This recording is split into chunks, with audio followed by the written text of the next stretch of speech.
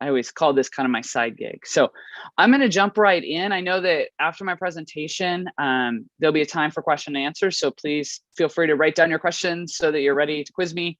I don't pretend to be a full-on expert. Like the rabbi said, I've given a lot of presentations on the history of anti-Semitism, mostly to teachers on how to teach it within their classrooms, especially when engaging in Holocaust education. I think it's really important for our students to understand the history of anti-Semitism, specifically in Europe, to understand one of the factors that makes the Holocaust possible. But today we're going to kind of look a little deeper into we're going to get a little bit nerdy with science, which I'm kind of excited about, and history. I mean, history is always, of course, my thing that I get very excited about. So I'm going to go ahead and share my screen.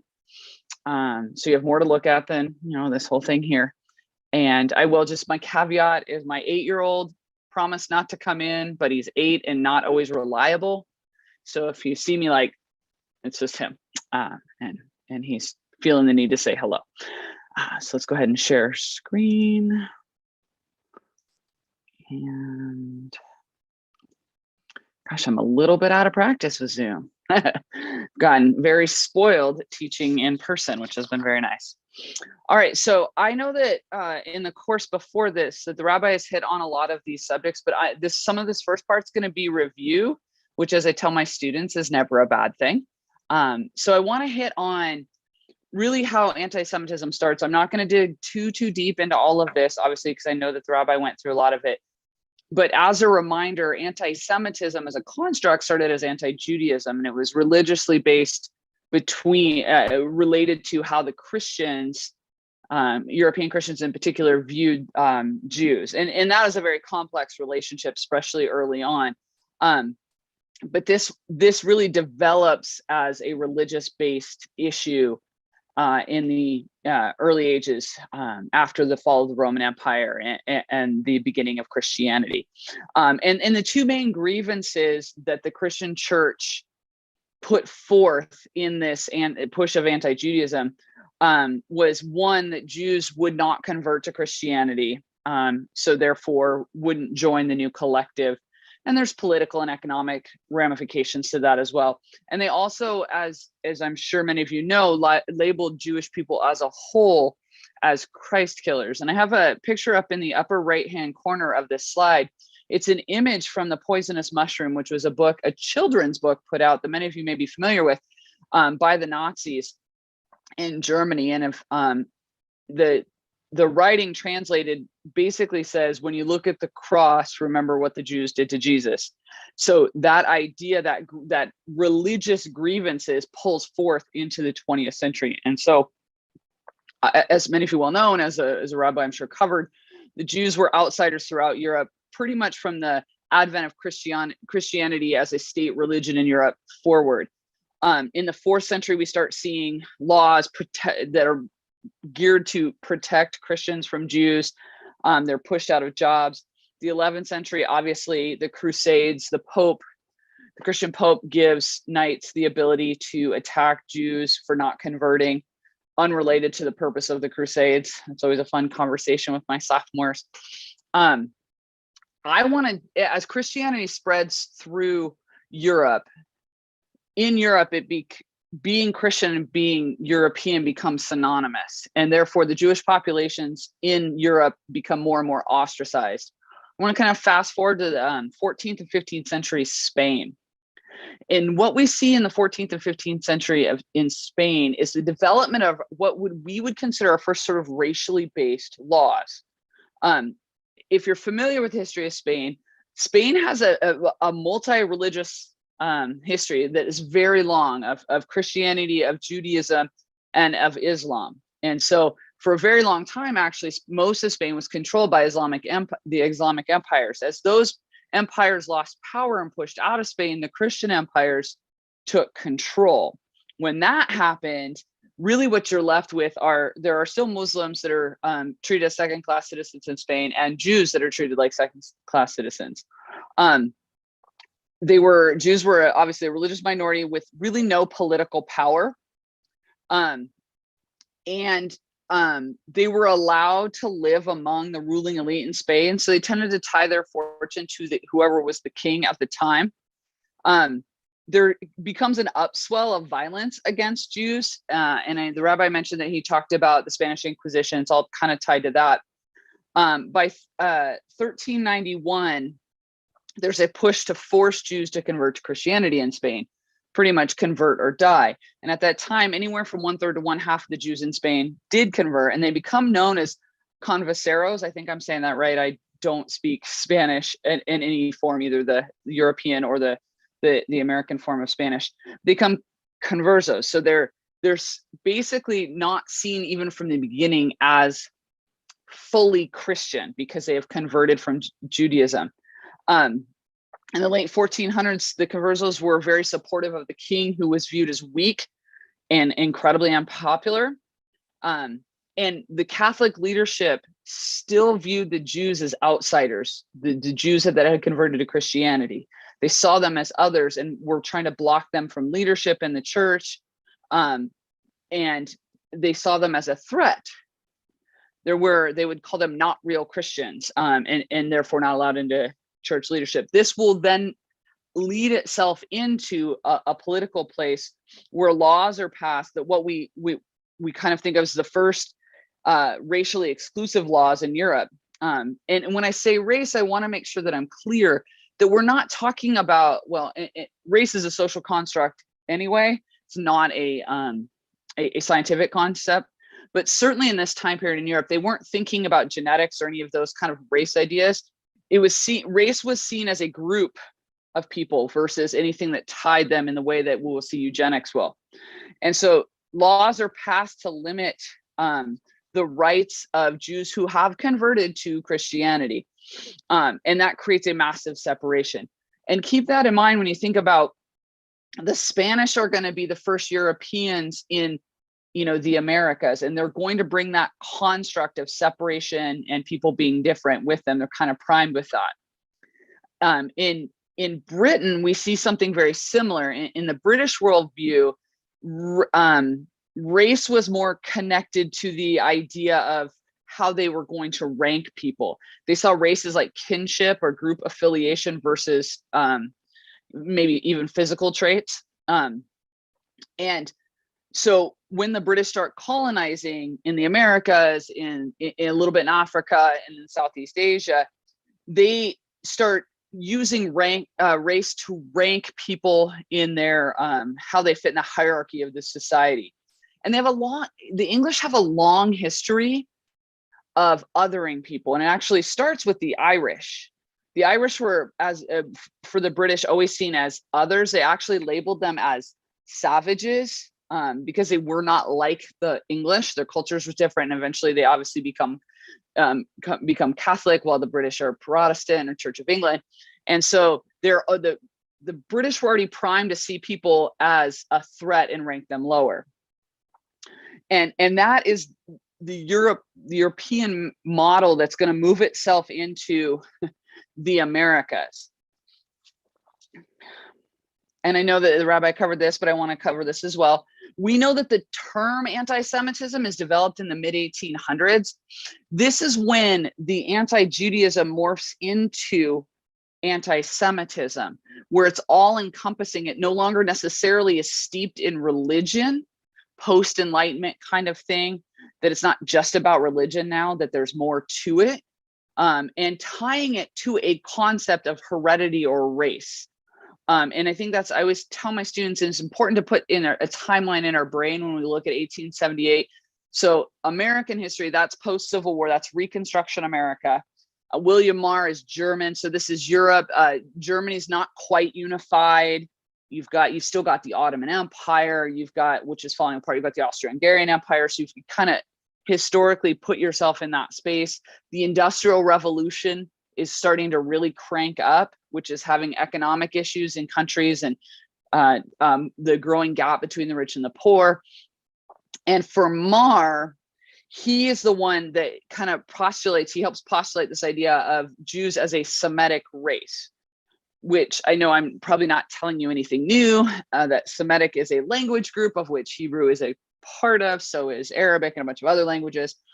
But he then coins this term anti-Semitic, which he means to be against the Jews, is the term he wants to use it for. And this is because William Marr believed, and again, this is going to be a very familiar trope, William Marr believed that the Jews had too much influence in Europe for such a small population, which they were. He believed their influence outweighed their presence, and that was somehow, infamous. I know that the rabbi talked about the Protocols of Elders of Zion, that idea of this world conquering plot. And for Marr, that's kind of what he felt. He felt like the Jews had way too much political and economic influence for the size of their population. His ideas are going to easily take root in Europe because anti-Judaism was already there. When I talked about anti-Semitism with teachers and my students, specifically in Europe, I usually try to conceptualize it for them as anti-Semitism in Europe, especially coming into the 20th century, was in the air. It was the air they breathed. In the same way in the United States, we can say that, racism against Black people, Indigenous people, and Jewish people, just to name a few, is kind of sometimes in the air we breathe. It was there. It was inescapable. And so this jettisons us into the 20th century and eugenics. I'm going to take a sip of water. Sorry. All right. So this is where we get really nerdy. And so my science folks in the room, hopefully this will be something that gets you kind of excited. Eugenics is typically called the science of race. The term itself means well-born.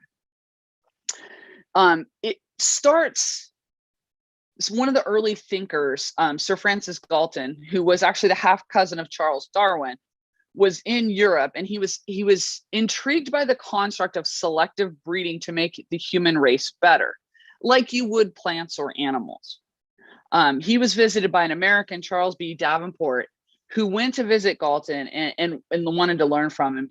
And Davenport's goal was to create a place in the United States to study heredity. So eugenics actually really becomes an American thing. It really roots here, and we're the center point of it for a very long time, sadly. So he sets up an institute in Cold Springs Harbor to study the theory of heredity. And he's basing his ideas on Gregor Mendel. Now, some of you might remember Gregor Mendel from your maybe your high school or college science classes. I do. I remember having to do this square using Mendel's ideas about how to figure out, how I would have my eye color, because Gregor Mendel was an Austrian monk, that's him pictured on the slide, who was studying the traits of peas. Like peas you would put in, what do you put peas in? Salads? I just eat them plain. My kid eats them by the handful. So he was studying the traits of peas. And what Mendel came up with was a rudimentary idea of how traits are passed from one pea to another. And as we'll see, his work was very limited, but it's going to really appeal to eugenics and to generally to people who subscribe to racist ideas. Davenport uses Mendel's ideas. Other scientists join him and start looking at the ideas of how Mendel found that certain traits of peas with crossbreeding and things could be washed out. They could get rid of certain traits and promote other traits, and took those lessons from peas and tried to apply them first with animals and then later to humans. And what Davenport and his groups are doing is they start sending out things like family surveys, looking for patterns, both in physical traits and behavioral traits. So while most of us have the understanding that, yes, our traits pass down, I have, you don't know my family, but I look just like my father. I have the Norwegian look and height. You can't see me on Zoom, but I'm a 6 foot tall woman. I'm very imposing. But my dad is 6'5", so I'm kind of a runt. And we know that we have that rudimentary understanding of how those, we get our eye color, our hair, and how those things happen. But eugenics is not looking just at physical traits. There is a belief that behavior is also genetically influenced. And so they send these surveys out, and they're looking for this term of feeble-mindedness. They're looking for criminality in asocial behaviors, which were in the early 20th century, in this industrialized world, the major concerns of the time. And this belief that things like criminality and asocial behavior, which is a general word, can be passed down genetically. And you'll notice that these are some of the same terms that the Nazis are going to use in the 30s. Those are the same kind of things they're looking for. And their term feeble-mindedness is an all-encompassing term. When they're talking feeble-mindedness, there's a huge spectrum of things they would put into that. They also started using the newly developed IQ tests that were developed. Originally, some of the tests were developed in France, and then they were applied in the United States. Very racially biased, very unscientific. And what they found in the surveys was, and in these IQ tests, was there were patterns that they could say they were starting to see undesirable behaviors were being passed down through families in their mind. And they attribute that to genetics, just like Mendel with the peas, through heredity. The problem was, Mendel's research assumed that every trait was controlled by one specific gene, therefore passed in predictable patterns. Thomas Hunt Morgan, a eugenic scientist who's part of this group, started kind of wanted to look more into Mendel's research. So he started using fruit flies. Now, I'm a historian, and I think scientists are amazing. I don't know how they can get excited about fruit flies, but I know that that's what scientists sometimes do. So Morgan is working with fruit flies, and he figures out, he's the one that really comes up with the idea that genes actually live on chromosomes and travel in packs. So passing traits is actually more complicated than what Mendel propositioned. Therefore, sort of undercutting everything eugenics was teaching at the time. He actually quit the center that he was working at and gave up eugenics and just said, we were wrong. It is way more complex. My research shows that it clearly isn't one-to-one, one trait to another. But regardless of his findings, by 1920, eugenics ideas had really taken hold in the United States. Traits such as behaviors were now linked in people's mind to heredity, that your behavior was linked essentially to your genetics. Now, the impact that has, it can be seen in our legal system, in our immigration system. Madison Grant, the descendant of some founding fathers and other early Revolutionary War people, and actually a notable conservator at the time. I'm saying that word wrong. He actually is, some of you might know him. Madison Grant is known for basically saving the redwood forests. He was very much into nature and saving nature, but a huge believer in eugenics as well. He wrote a book in 1916 calling Passings of the Great Race. This book is actually referred to by Adolf Hitler in Mein Kampf. It's referenced and quoted by him. And sometimes Hitler was known to refer to that book written by an American as the Bible. And what Madison Grant does that's really important is he invented the idea of a Nordic race. And he basically subdivided Europeans into three groups: the Nordic, the Alpine, and the Mediterranean. And of course, in Grant's view, the Nordic was superior, and not just superior, but responsible for all notable human achievements. So again, you're seeing behavior tied to genetics. We're using science to justify our understandings of behavior. He also believed that America was a special type of Nordic. So we were Nordic Americans here, the white people here. And the intermixing with other groups would have a detrimental impact on Nordic Americans. And he supported the ideas of governmental laws that would protect racial lineage. And they started, him and other eugenics influencers started with immigration laws, because they already in American history, laws preventing marriage between races had been on the books since the early 1600s. That didn't mean it didn't happen. Obviously, your awareness of US history knows that was a thing that was going on, but it was illegal. In the early 1920s, he worked to restrict immigrations. They wanted to establish a quota system in the 1920s of people from outside that were not in the US already who could get in. They convinced enough members of Congress of the dangers of immigration to get the 1921 Emergency Quota Act passed. They then went out and promoted these ideas out throughout the country based on this bunk science, and that the idea that foreign-born people were a genetic threat to the greatness of America. And they used, the racist intelligence tests. They used the studies they had to prove that. When they went back to report to Congress, as Congress was considering making these quotas permanent, because originally they were emergency, but to make them permanent, in their report to Congress, they specifically asserted that Jewish immigrants in particular were inferior to American Nordics and therefore a danger and would lessen the intelligence of the country as a whole. So this is, the 1920s, predating, the growth of Nazism and Hitler's ideology and his group's ideology.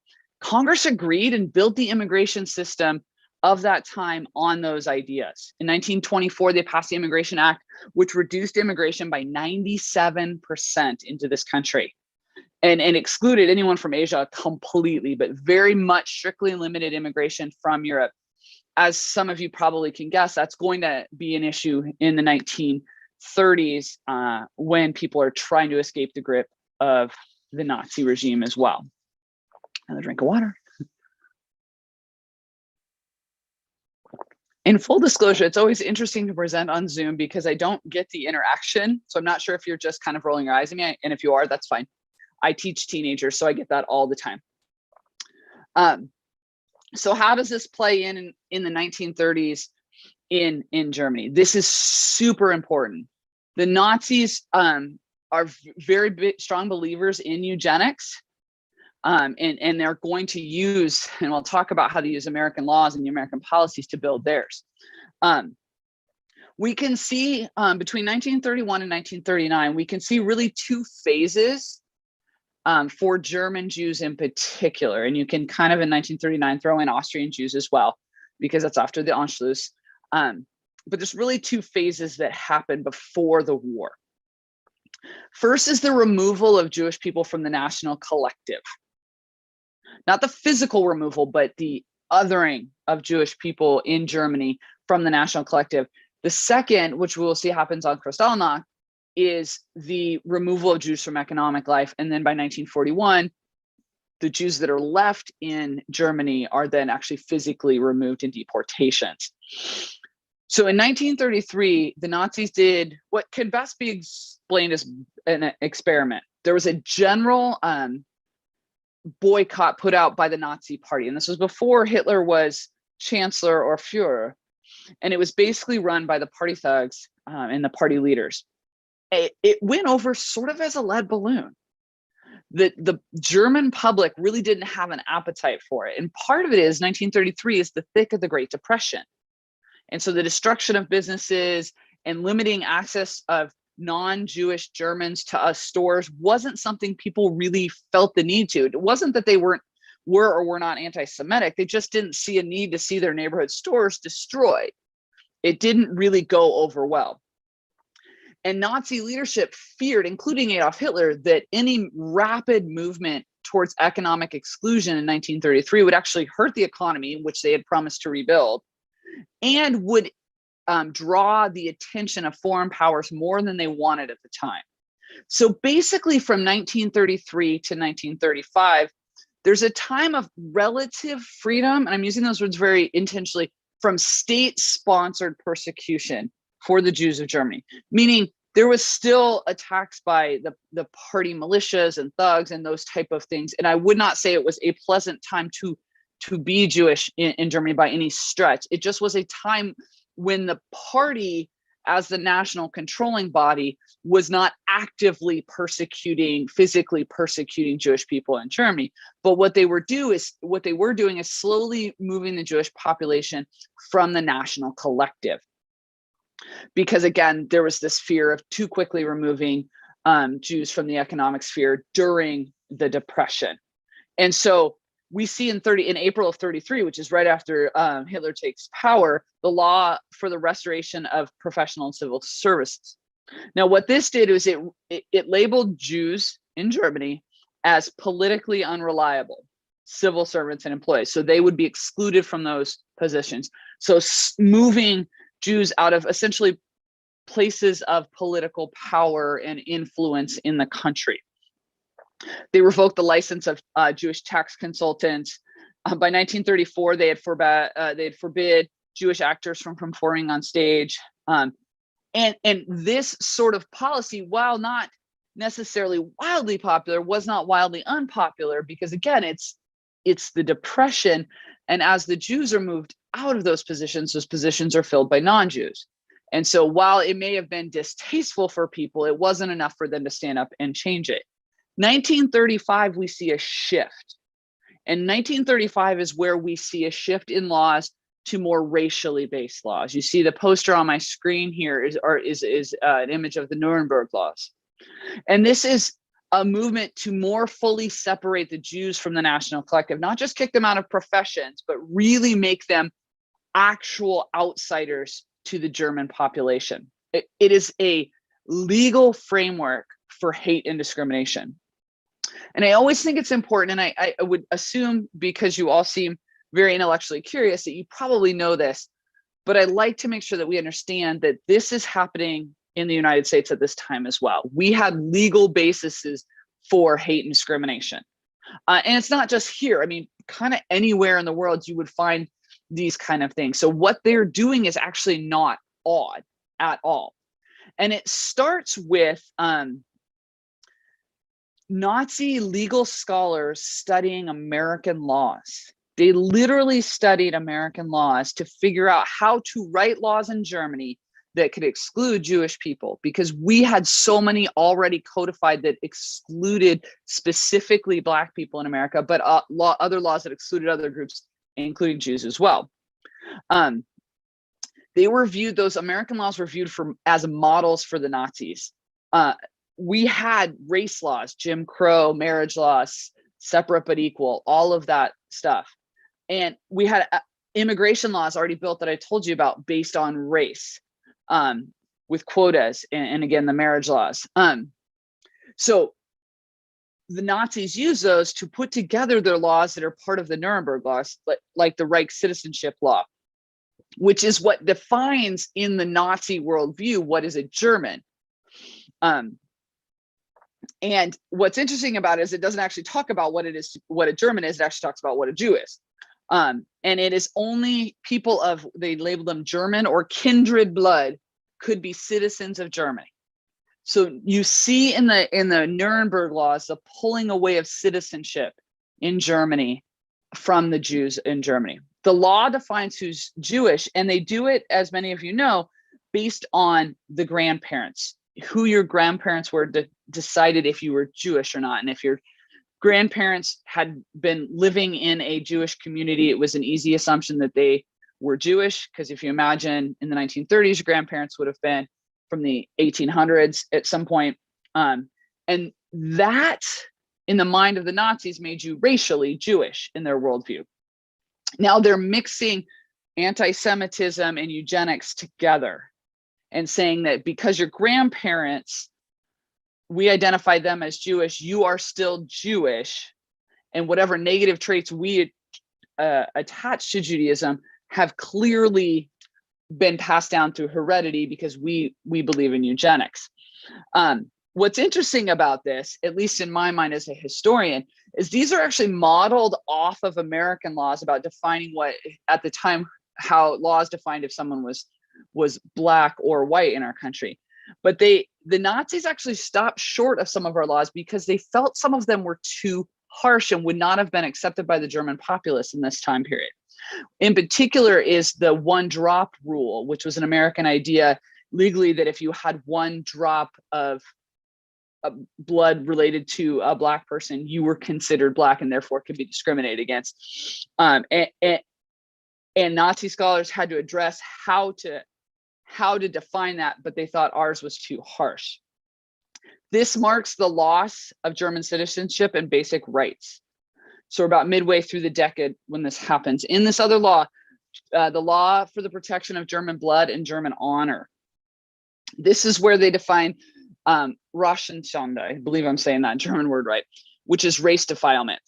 This banned marriages between Jews and non-Jews, criminalized sexual relations between them as well. It also set out a lot of policies saying that Jews could not employ females Jewish female maids, Germans could not employ Jewish female maids under the age of 45 because that could lead to sexual relations. And again, the Nazi leadership in this is invoking the American laws that banned marriage between people. At the time, there were 30 US states that had laws against mixed race marriage. Most of the time, it wasn't an incredibly harsh punishment. It was, your marriage would be invalidated, things like that. But in Maryland, if you married someone not of your race, it was punishable by anywhere from 18 months to 10 years in jail. And so very, very harsh rules here. This next, after the removal of the Jews from the national collective, really kind of codified in the Nuremberg laws, the next step for the Nazis was the Aryanization of businesses and property, the removal from the economic phase. And this really happens in 38. From 1933 to 1938, they had a policy of kind of voluntary Aryanization, meaning selling your businesses to a non-Jewish German. They highly encouraged it. I'm certain there was all kinds of intimidation to make it happen. But by 1938, even before Kristallnacht, Jewish ownership of businesses had been decreased by 2/3 in the country of Germany. In 1938, we get Kristallnacht, which leads to the forced Aryanization of businesses. New laws are passed that prohibit Jews from pretty much any economic pursuit. Every remaining Jewish business had to be assigned a non-Jewish trustee for a fee, of course, that they had to pay. We know that the Jews of Germany remained to pay for the damage done to them on Kristallnacht. And they were taxed when they tried to immigrate. You couldn't leave Germany with money. And so really this is pulling any resources left for the Jews that were still in Germany by this time. We do know that in 1933, Jews made up less than 1% of the population in Germany, about 500,000 roughly. By 38, 39, that number had dropped almost by a half. So it's a smaller number of people but those who were left had a harder time, obviously, getting out. So when we look at these policies, these anti-Semitic policies are all based on the legal framework related to race, which is embedded with these eugenic ideas that traits are passed down through heredity. Once you're in that hereditary line, those traits are coming with you. Most of these traits we're talking about, especially in the Nazi worldview, are behavioral traits. And when it comes to their anti-Semitism, all of those traits are negative. And so we have this removal of Jews from the national sphere, then from the economic sphere. And like I said, by 1941, they are physically removed from Germany in the deportations. Now, Kristallnacht, as many of you may know, was an important turning point in the persecution of Jews in Germany leading up to the war. We know that on Kristallnacht, 91 Jews were murdered, 20,000 Jews were arrested and put into camps. Synagogues and Jewish-owned property were destroyed. 7,000 Jewish-owned businesses were destroyed. I don't know the total number of synagogues, but I know it was quite a few.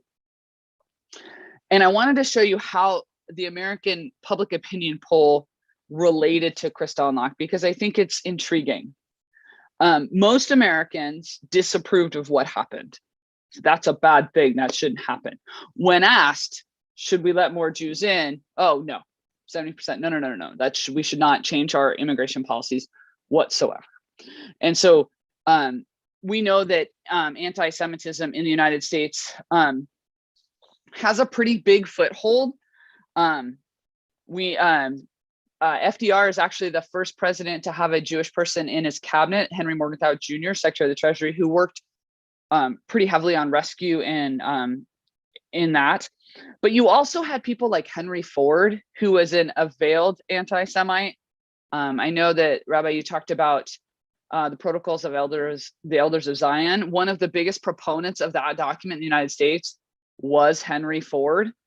He really spread information about that document, was very much on board, using his Dearborn Independent, which was a newspaper that was part of the Ford Motor Company, that when you bought a Ford vehicle, you got a year subscription to the Dearborn Independent, which is where he could publish all his anti-Semitic ideas. We also know people like Charles Lindbergh, who most history talks about his flight and also the kidnapping of his child. But Lindbergh was a part of the America First Party. He claimed that the Jews had too much influence in Hollywood, the media, and the FDR administration. He blamed the Jews for pushing the US into the war. We also know that in 1939, so after Kristallnacht, the German-American Bund had a rally at Madison Square Garden in New York where 20,000 people attended. It's decorated with swastikas and all kinds of Nazi imagery. So that anti-Semitism was here as well. So after the war, we know that anti-Semitism did not disappear. It still hasn't. But we also know a couple incidents related to it. This is Emil Dreitzer, I believe I'm saying his name right. He says, for a long time after the war ended, in the quiet corners of Odessa streets, in the remote alleys of the parks, in secluded places among the ruins, gangs of youngsters hunted Jewish kids, survivors of the Holocaust, and harassed them, beat them, and often till they bled. This was in the Ukraine. He was born in the Ukraine just before the war started. He survived, and then survived anti-Semitism after the war. We also know there's a lot of anti-Semitism among American troops and American commanders after the war. One of the largest examples of anti-Semitism post-war was the Kalisz pogrom in Poland. If you see the map here from USHMM, I put a bright green box so you can see where the town is. Before the war in 1939, there was approximately 24,000 Jews in this town, which made up about roughly a third of the population, which is pretty much on par for a lot of the towns. The small towns in Poland outside of the bigger cities was a third to a half the population.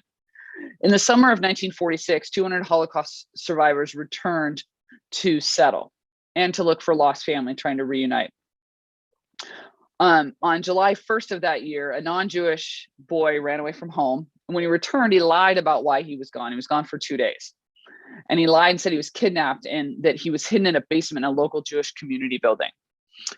It's got a lot of parallels to the blood libel story. To me, there's a lot of parallels there.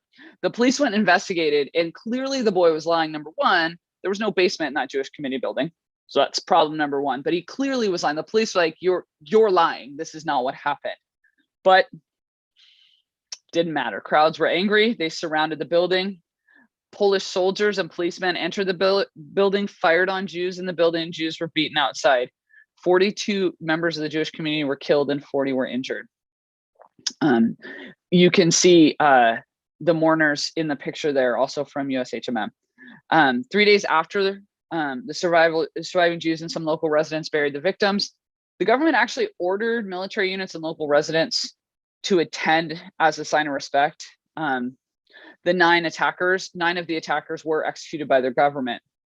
But this incident, along with other incidents like this, pretty much convinced any of the surviving Jewish Polish population that they would not necessarily have a friendly home in Poland to come back to. Sadly, as we know, that's not the ending. That anti-Semitism, there's a reason why anti-Semitism gets the name the longest hatred in our country and in our world. You probably heard this, or I'm certain you heard the story of the tech leader in Utah who said that blamed the Jews for COVID, and just most recently. And then I don't know if you saw on the AP today, a funeral outside a Catholic church in Italy where a Nazi flag was draped over a coffin. Far right, some leader of the far right had died, and they put a Nazi flag over his coffin. A photo was taken outside of a Catholic church, to which the Catholic church, to their credit, came out immediately and said that should not have happened. We do not condone that. But that happened. That was in the news today. my hope is that through education, we can start to eradicate anti-Semitism. And one way we can work to be an anti-Antisemite is to understand the roots of the hatred and how people search for whatever justification they could find to support their thinking. We know that those ideas in eugenics still, I mean, they promulgate through especially anti-Semitic ideas in the United States. I think the rabbi mentioned that you're going to talk about anti-Semitism in the Islamic world. Same thing, those eugenics ideas of the passing of traits are still embedded in that idea. If we can understand those roots, we can, or if we can have those understandings, we can challenge the root of the state and hopefully move toward a world where it no longer exists. I've put the title of this book up. This is a very interesting book, especially for my legal scholars in the room, called Hitler's American Model. And it goes into depth about how the Nazi legal system studied American law to build their racist laws. I highly recommend it. I like to give people reading recommendations. This is one. If you're more of a person who likes to see things, PBS did a eugenics documentary a couple years ago that you can still stream if you basically Google PBS and eugenics, that tells the story of eugenics in the United States. If that kind of piques your interest and you want a little more depth and interesting, you'll learn about Kellogg. Yes, that Kellogg that made the cornflakes and his involvement in eugenics, and so that I also recommend. But this book is a great book if you want to kind of understand that connection. And with that, I'm kind of done. Thank you. That was it was a lot of information in a very, very short time, and I deeply appreciate it. Sorry, I talk fast when I get nervous. So if I'm glad this is video, you can always go back and like play me at half speed. Maybe that would. I want to open it up for people who may have questions that we can take advantage of having you here, to answer. For me, what you are bringing here, which is critical in our understanding of anti-Semitism, is specifically the aspect of anti-Semitism that when it turns to be institutionalized through the state. Because up until now, we've seen and talked about anti-Semitism, but it's always been groups, sometimes it's been religious groups. We've seen it as part of the church, but we've never seen it, and I think that's what shifts really in the 20th century, Mm-hmm. is that suddenly you can have a state-sponsored anti-Semitism, and the consequences of that when anti-Semitism basically owns the laws of the country, and you've clearly demonstrated that.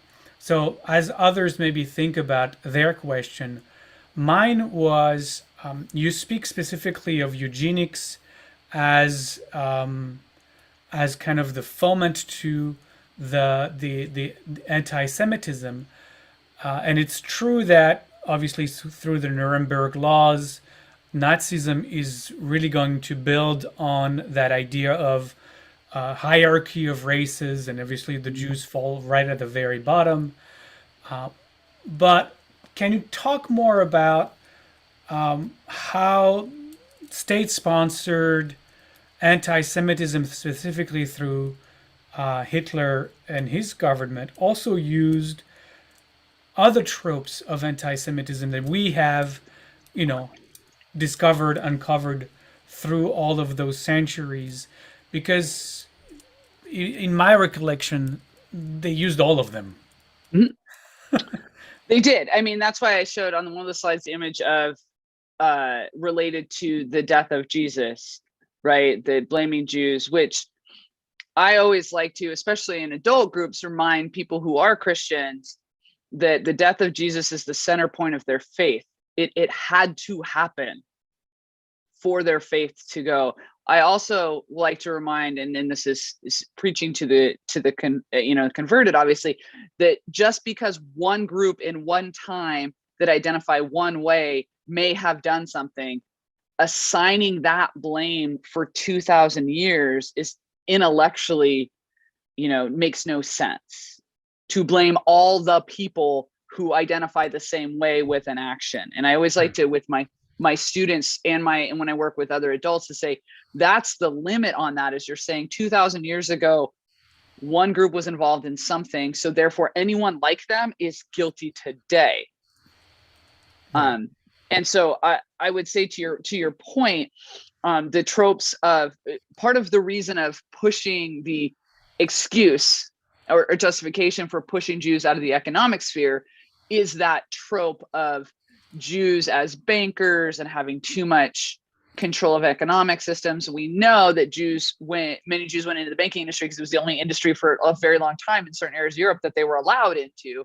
But this idea that is one of the justifications that during the Depression, the Jews were doing really well and you're not, so we got to push them out.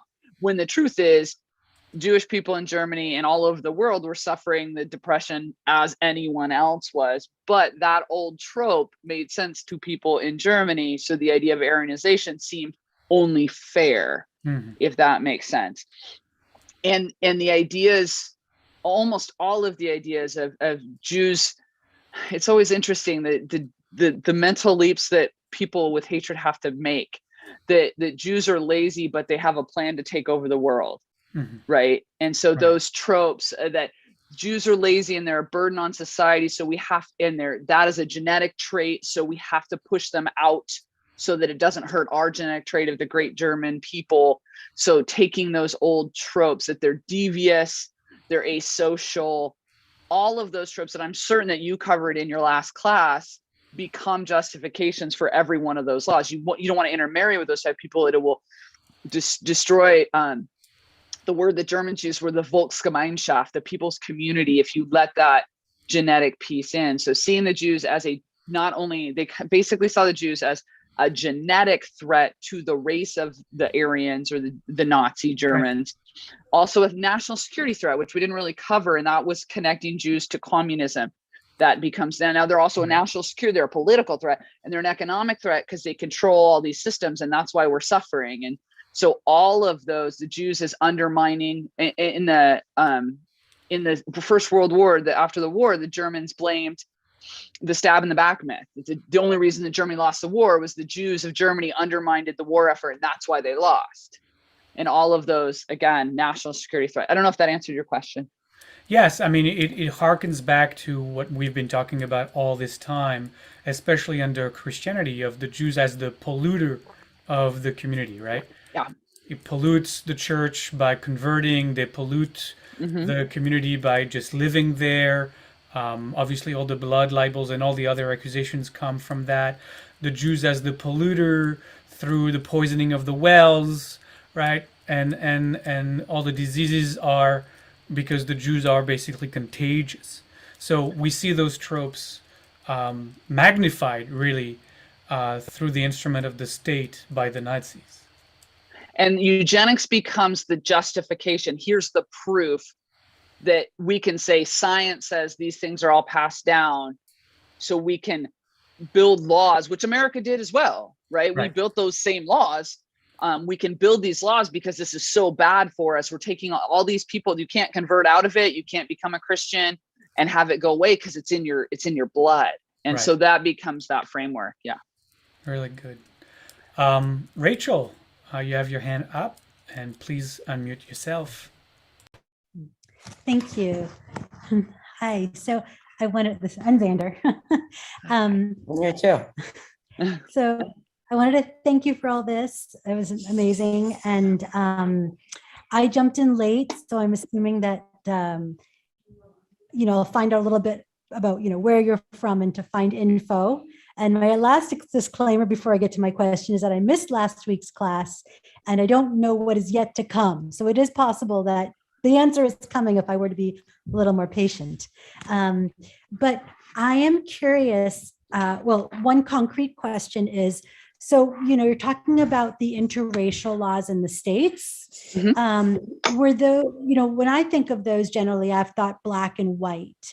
Were those also applicable to Jewish and non-Jewish? They were. In some areas, it depended on where you were, and also indigenous.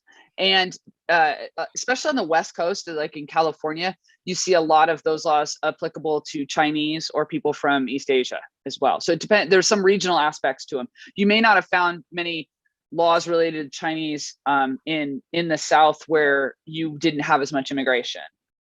Mm-hmm. Okay, that makes sense. And then another a resource that I'm looking for is I am likely to be doing some education for some 7th, 8th grade students. Mm-hmm. And one of the things I would like to be able to show them, I'd like something very concrete for them. I would love to see like a headline in a newspaper that describes the anti-Semitism in the US that says, you know, something that will reach the students in a very concrete way. And so is there a place I can go to? Your eyebrows are up, so go ahead. I don't have to finish the question.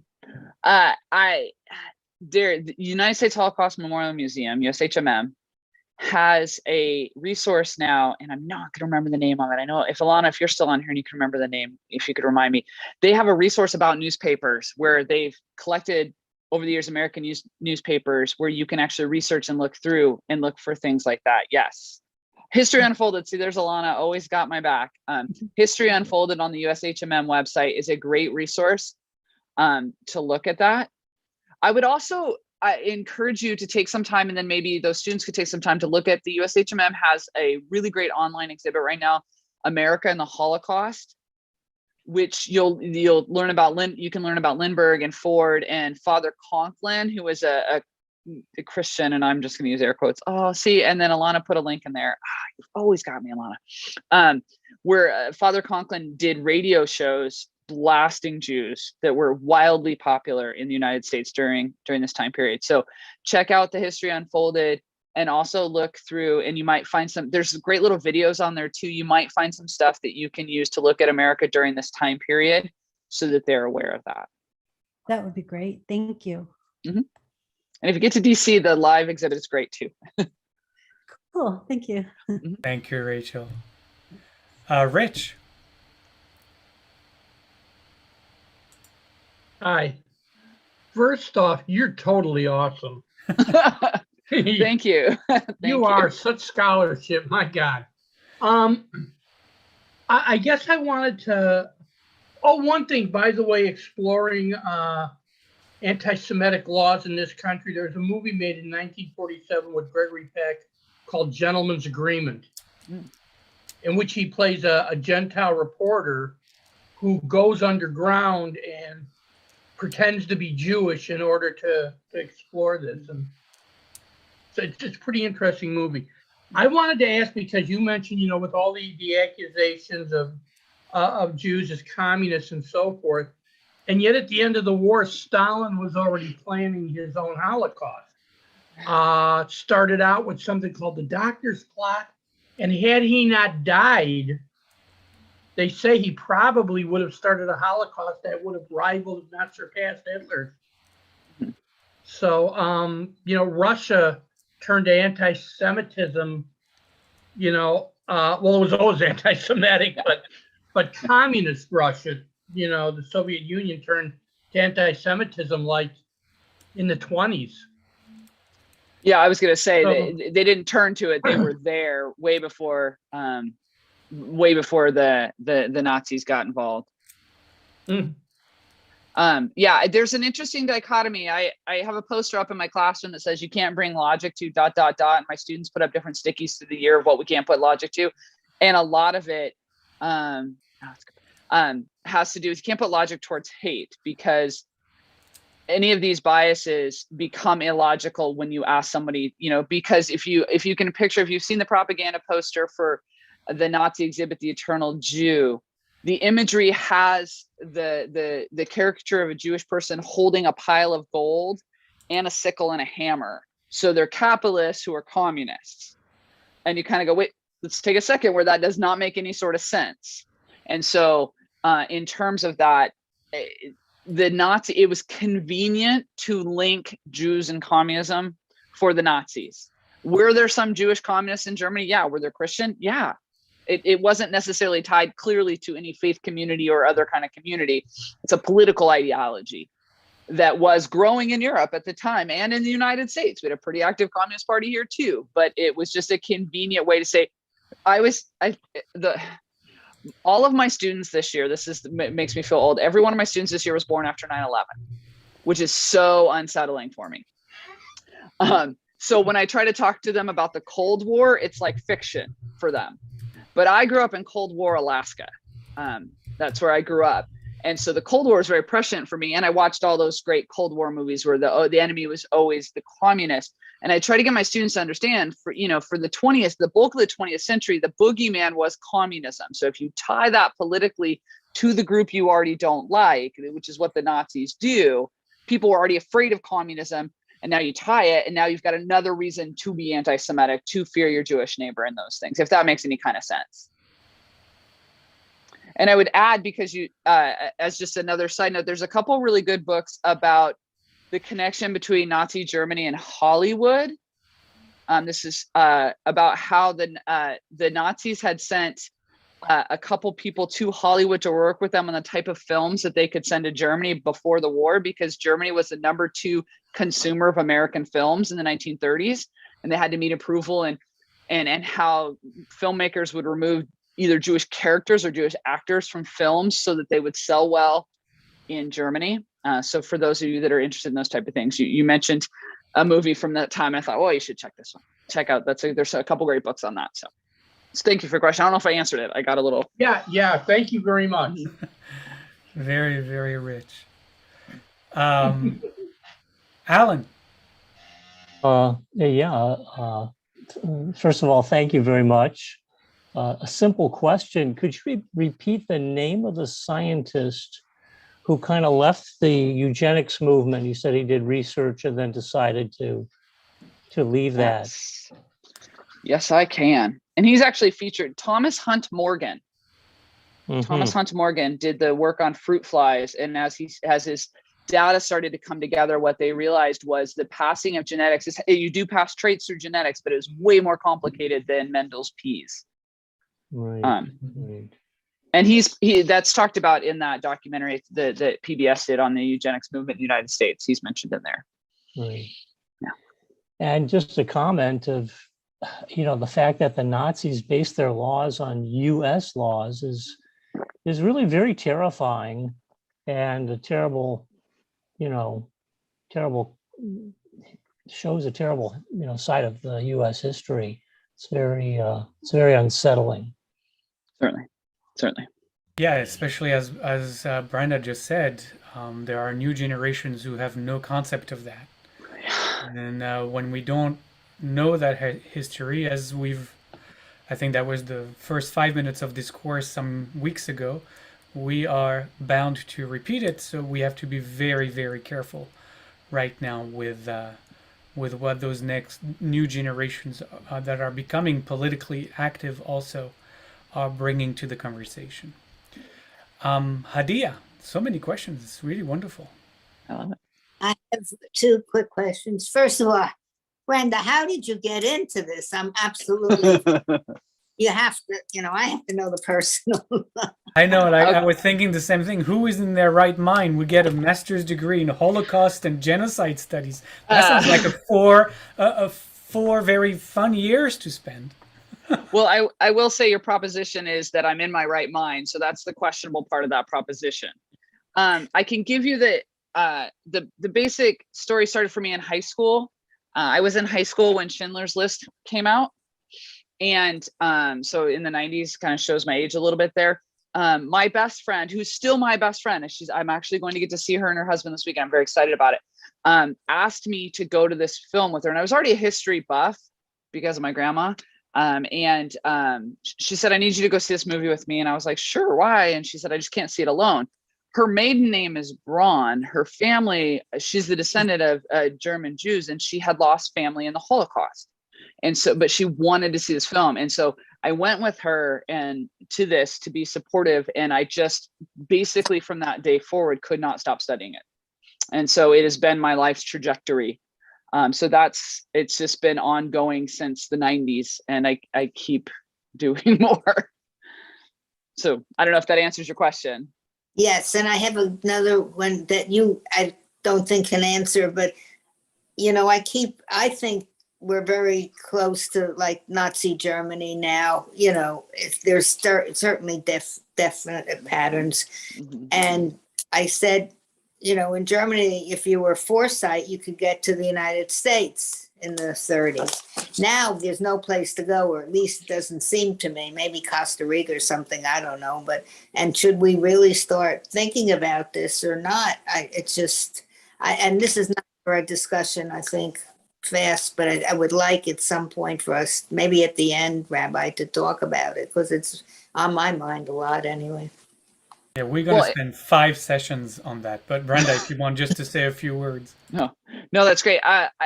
One of my favorite historians who actually wrote a great book called a number of great books, Bloodlands, which talks about the Eastern Europe between Stalin and Hitler. If you really want to look at who Stalin was and who Hitler was, and the impact in places like Poland and Ukraine. But he also wrote a book 5 or 6 years ago now called On Tyranny, which I highly recommend. And he's one of my favorite scholars. He's actually been around in the political spheres, but in terms of sharing his ideas about what you've just asked about. But Timothy Snyder talks about patterns, not parallels, that we shouldn't necessarily, because it isn't obviously it's not going to be an exact parallel. There are some patterns, and I think it's okay for us to see it, and we need to see it, and we need to talk about it. I'm still the weird part of me that's still an optimist, still believes in American democracy a little bit. I know that we've had a lot of struggles, but with people like Timothy Snyder and other people saying, looking at patterns and challenging those patterns. So classes like this, community outreach, education, fighting the good fight. So, but I'll leave the rest to your 5 sessions, because I think you'll go a little deeper than I can do right now. So just before I call up, there's a couple more people who have raised their hands, but there is a person who also posted something in the chat. How is this material received when you teach it to high school teachers who don't have any background or framework for some of this information, but in fact have to teach it? That's a good question. So that's a great question. That's a lot of the work that the Holocaust Center for Humanity does, and I get to partner with them. They do some incredible work in educating teachers around the country, mostly around our area, but with Zoom now, we have people coming in from everywhere. When I teach, like Alana has mentioned that I've been doing a lot of teaching on the history of anti-Semitism for teachers to give that background when they teach in their classrooms, because one of the major questions students ask is, why the Jews? Why are they the main target of the Nazis? That's one of the primary questions. And so to give that background allows educators that ability to say, well, here you go. It's the air that was breathed. This is the history. I find teachers who want to learn about it incredibly receptive. And one of the reasons I still keep studying this is there's still more to understand.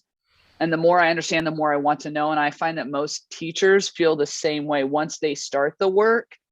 That's why we were trying to get them to start the work. It's like a waterfall, just keeps coming and coming. So I don't know if that's a good answer. That's a great question, but the teachers take a while. And I will tell you, students do as well. I actually am pretty blessed to teach a Holocaust and Genocide Studies elective course to seniors. One of the few in the state. We're hoping to have more. And my class has grown in size every year. The students really want to come in and they want to learn about it. Thank you. All right, Jesse. You can. Okay, well, first of all, I kind of mentioned a novel by Philip Roth. You may have heard of it. I haven't even read it I've read synopsises of it, called The Plot Against America, which mentions that very fellow, Charles Lindbergh. The second thing is I engage in contra dancing, and unfortunately, it looks like that same Henry Ford was a promoter of that very kind of basically fat plus square dancing, among other things, in order to promote the, I quote, white, pure American Nordic or whatever Anglo-Saxon dancing as opposed to Jewish and Afro-American dance. And I'm wondering how we can talk about that among our people in the dance world. I will say, I can't answer that. I can say that talking about people like Lindbergh and Ford, who are heroified in our history, pushes us to look at our heroes as nuanced individuals and imperfect. Because there's another, Ford and the Fuhrer is another book that talks about the relationship between Henry Ford and Adolf Hitler. Henry Ford actually got a medal from Adolf Hitler. Like, there was a pretty close relationship there. It's one of those things that does not show up in your US history books.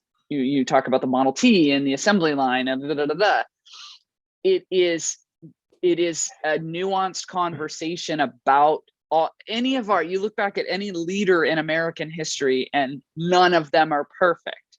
All of them are nuanced. And and I'm not saying we can, but can we separate that out? Can we have this cultural thing that we believe in and still understand the roots of it? That goes beyond my knowledge. I know that if you want more information on Henry Ford, I recommend the book Ford and the Fuhrer to look at the relationship and the growth of Henry Ford's anti-Semitism. It really dives deep into how his own personal anti-Semitism develops. So I don't know if that helps. I mean, the best way to talk about it is to talk about it. I think, we'll talk about that in the next few sessions, but keeping silent is not an option anymore, unfortunately. We talked about Henry Ford, I think, last week, somewhat in length, and I appreciate you saying that all our leaders are flawed and we need to learn from that, but his writing, his book, and other forms of his writing is still the very base of anti-Semitism from the right now. Mm-hmm. is not, maybe not a bestseller, but Amazon still puts copies of his book for sale and they're doing really well. Mm-hmm. So we need to be mindful of that as well. Mm-hmm. Jolene? Thank you. You mentioned that in the 1930s, Jews one was designated a Jew if they had at least a grandparent that was Jewish. Mm-hmm. I've always heard that Hitler had a Jewish grandparent. How did that jive? So that's a great question. So in Nuremberg laws, they had to actually, if you had 4 grandparents that were Jewish, you were full Jewish. And then they had like Mischling of the first degree, they really subdivided it. Now that narrative that has actually been around for a long time of was Hitler Jewish? Did he have Jewish parentage? Is not true. It comes from a story that because Hitler's father did not know who his father was, so Hitler's grandmother got pregnant and the father was not around. And so this narrative started of, it must have been this Jewish man that was working for their family in this place in Austria, and blah, blah, blah. Well, the problem with that is it's unproven, number one. Number two, where that town was that Hitler's father was born into, there weren't Jewish people. Making it because again, more segregated than when you think about Europe in the 1800s, people really were in their communities. They weren't intermixing like you might be seeing Warsaw or Berlin in the 1930s and 40s. 30s. So it's not a true story. It does ask, one of my favorite historians, Doris Bergen, talks about this. It begs the question of, even if it were true, are we looking for some sort of explanation for his actions, for his anti-Semitism, to be able to explain it away? Because it comes, and my students bring it up too, that it's still the narrative floating around, though it is untrue.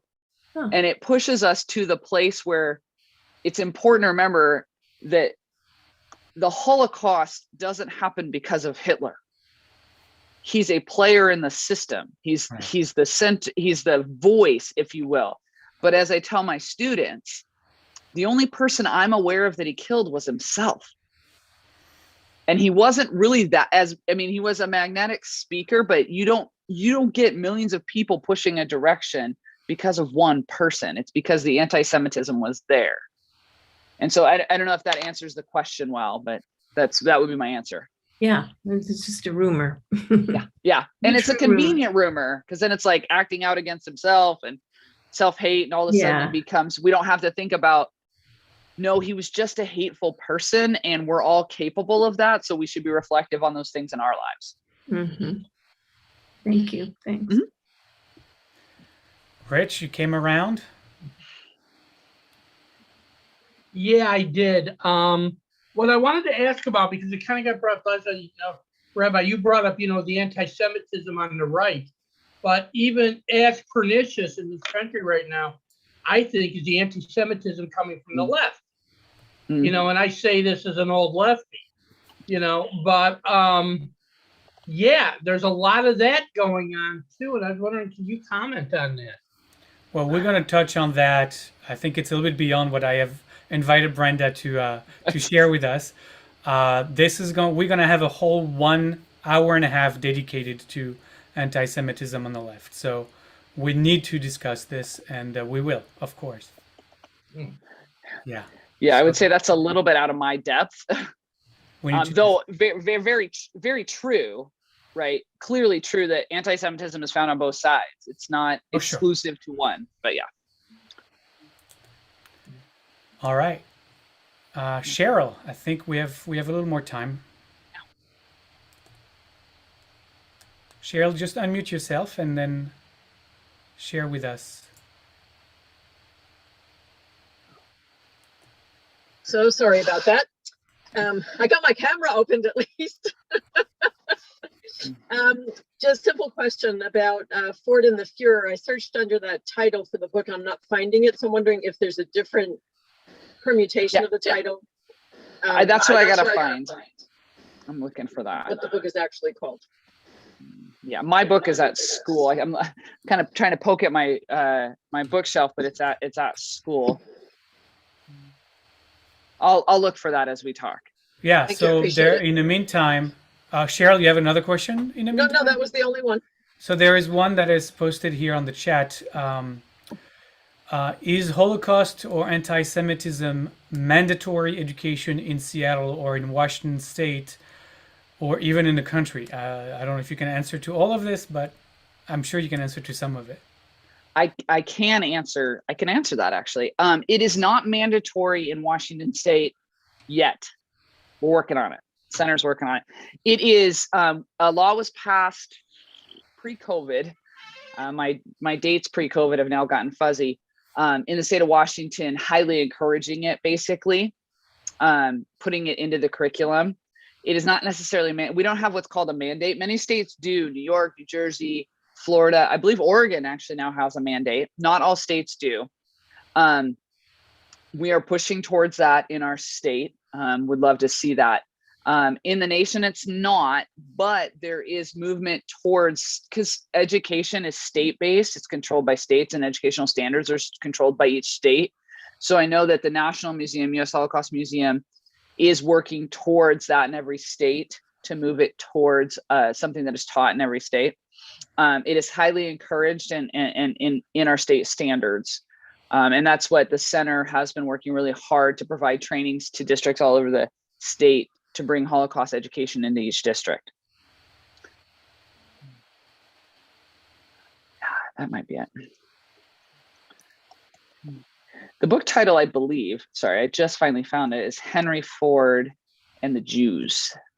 I had a reading that was, there we go.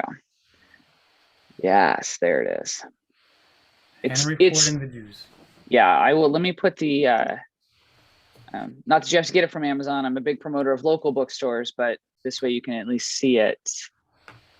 Henry Ford and the Jews. For those of you who yes, thank you. That I use that article. Thank you, Jesse. That's why I was like Ford the Fuhrer is in my head, because I use that article. Sorry, go ahead. For those of you who are going to be watching this on YouTube, we're going to post all of those great links, all also on our Facebook private page, and we'll try to post them also on the Facebook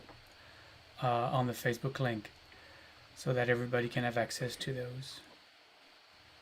So the title that you just gave is in this article from the Michigan, Bridge, Michigan. Mhm. I So shared that. Yeah, I shared that article last week. Right. So Mm. I'm confused about book versus just this article. Is there actually a book by that title? No, the title of the book, I put it in the chat, but it's Henry Ford and the Jews, Mass Production of Hate. Henry Ford and the Jews. I see it now. Okay. Yeah. Thank you. So that's the book. Yeah, I just got, because I used that article in class too. So in my brain, I was Ford and the Fuhrer, but the book is, it really does do it. It deconstructs the growth of Ford's anti-Semitism. And there's, for those of you that are maybe car people or interested in American history, the Henry Ford Museum has had a big struggle with how they represent Ford and his ideology. So there's been a lot of trying to deal with that legacy. Yeah, I mean, car manufacturers all over the place are a challenge, not just Ford, but obviously, you know, if you're going to limit your car buying to those who did not participate in the Second World War, your choices are very limited. Yes. So I've had those conversations. I'm Israeli, and you know, many of our conversations circled around, you know, what do we want to, you know, to spend our Jewish money on, and we had many of those long nights argument over what would you really be, you know, able to still buy if you didn't buy anything that was tainted by the Holocaust or the Second World War. Well, and there's a lot of interesting researching companies that came out right after and apologized and made amends, and other companies that have just kind of moved on, like, well, not now. And we know a lot of American companies that were deeply involved, and you know, one comes to mind as IBM, who was involved in making sure that all the Jews in Auschwitz had their tattoos on their arms. Thank you, IBM. The USHMM has one of the devices, this massive computer built by IBM. Yeah, I've got a book on. There's a book on IBM that it's in my queue. I have not read it yet. Right. Yeah. No, you can actually Google American companies involved with the Holocaust, and you'll get the whole list. Mm-hmm. Well, very good. If there are no more questions, I think we can thank Branda for joining us tonight and enlightening us with her wisdom and her knowledge. Somebody just wrote, this is an endlessly fascinating topic, and it is. And again, my aim in having this session is, as we are moving closer and closer to what's happening today, and specifically today in America, and the evolution of our politics, both on the left and on the right, the threat of having a politically founded and God forbid state-sponsored form of anti-Semitism, unfortunately, is not that far right now. And we, you know, part of this course is for us to be mindful and be aware, and that's why I wanted an expert as you, Branda, to come and tell us how these kind of things can actually happen. And you really showed tonight that in fact they can happen very easily, because so much is based on how fertile the soil is, and we are challenged with that here in the United States. Absolutely. Thank you so much for having me and letting me be a part of the dialogue. I appreciate that so much. You're welcome. All right, everybody, we are going to end 5 minutes early tonight. You're welcome. And we'll see you all next week for our next installment, which will be on, as I mentioned, anti-Semitism in the Muslim world. And with that, thank you again, Branda. Thank you. And good night, everybody. Good night.